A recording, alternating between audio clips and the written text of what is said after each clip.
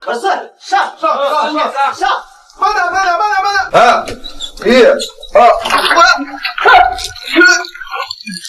三星堆这个颠覆世界文明历史的古遗迹城，已经不单单是揭开神秘面纱的场所，还将彻底改写所有認知。就在剛剛出土的網狀龜背青銅器的掃描中發現，這種帶有網格青銅器的物件中所用到的技術，不是簡單的一體澆灌，而是利用了當今最為常見的焊接技術。那麼在4-5千年前，古代文明人是如何做到的？而這個爆炸性新聞傳播，立即讓世界科研人員譁然，甚至世界專家宣稱，請立即停止三星堆的挖掘，再繼續挖下去將帶來變革性的歷史改變。而正當發現焊接技術的同時，日本專家卻表示懷疑和不理解，因為在當今科學領域當中，日本已經稱得上是一個走在世界前沿的國家。他們試圖利用還原技術對網格龜背青銅器文物進行複製，可無論當時的日本如何測試，始終無法達到同樣的標準。當然，日本並不是製作網格龜背青銅器，而是製作更為簡單的人面獸鳥青銅器。雖說經歷了無數次實驗和探索，就是無法做到同等水平。遇到的難點和痛點，就是在利用青銅水澆灌的時候，總是能發現銅水還沒有到達指定位置，就快速凝結。而如果想要製作出完整的人面鳥獸青銅器，就必須利用分段進行，然後分批次焊接才能達到預期效果。所以日本專家一直懷疑，在我國古蜀地區三星堆裡出土的網格龜背青銅器是有當今焊接技術的痕跡，這也令世界研究人員震驚，一度懷疑在幾千年前的先祖是怎麼製作如此精美的青銅網格龜背。雖說專家對此深度質疑，但現實總要面對。正當專家對我國三星堆出土的青銅器化驗時，一個無比相同的特性出現了，那就是所有青銅器製品中都含有一種近代才發現的化學元素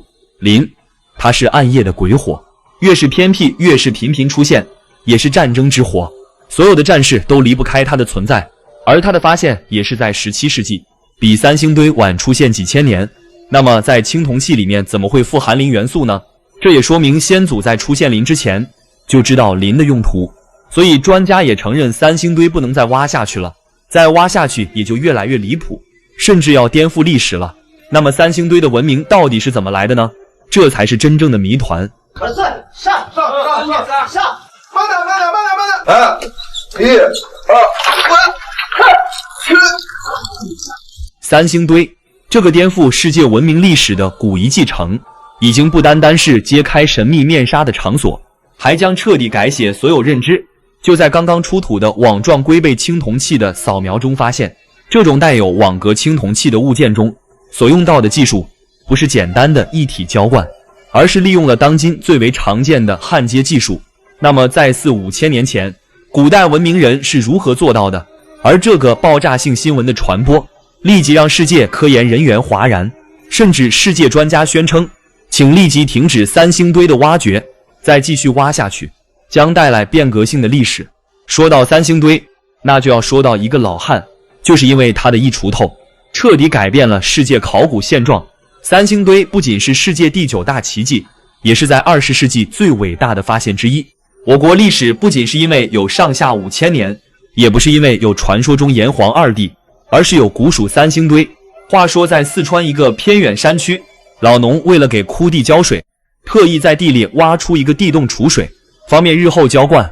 隨着老農在地裡挖了1米多深的位置，一鋤頭下去，咣當一聲巨響，原本握鋤頭的雙手都震得發抖。定睛一看，原來是一塊像磨盤樣式的大青石出現在眼前。而之後隨着不斷的挖掘，還出土了上面這個物品，它叫太陽形器，特別像現在的方向盤和車輪。而在遙遠的古埃及，同樣也出土了一個類似上面的器物。如果真是這樣，那麼我們和古埃及是不是同祖同源呢？還是真的有外星人穿越過來，制作了同樣的文明？要知道古埃及和古蜀國兩地相距甚遠，在幾千年前，別說沒有交通工具，就連從縣城到省城的距離都要走上大半個月。所以說這樣相似的器物到底是從何而來？這才是專家想要叫停開挖三星堆的初衷。畢竟三星堆只開挖了不到3/1000，如果再挖下去，還不知道會出土什麼寶貝。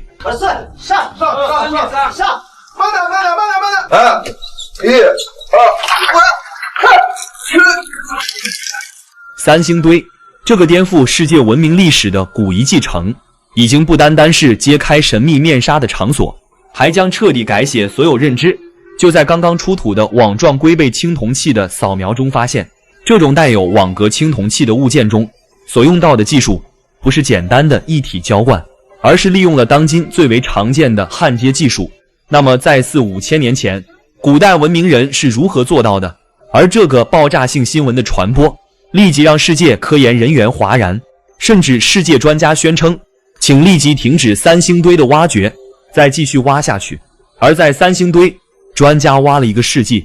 才挖了3/1000，出土的器物就已經超出了想象。就单單3/1000的面積，就出土了令專家叹為觀止的器物，什麼青銅面具、青銅人像，甚至出土了青銅树。而這些青銅制品在当今社會都十分珍貴，其做工精湛，令能工巧匠啧舌。迄今為止，共出土13000多件，最為完整的有3000多件。最為引人瞩目的就是青銅神樹，當初出土的樣子可不是這個樣子，而是由1300多件文物組合而成，從底部到頂部共有3.94米，但這並不是原始尺寸，據專家推斷應該有5米。可以說，能夠在幾千年前制作出5米的青銅器，是多麼令人讚嘆！3000年前的鍛造技術是多麼宏偉壯觀！難道世界真的有外星人存在？他們穿越到幾千年前制作的青銅樹分為3層，每一層都用青銅器制作了樹枝樹葉，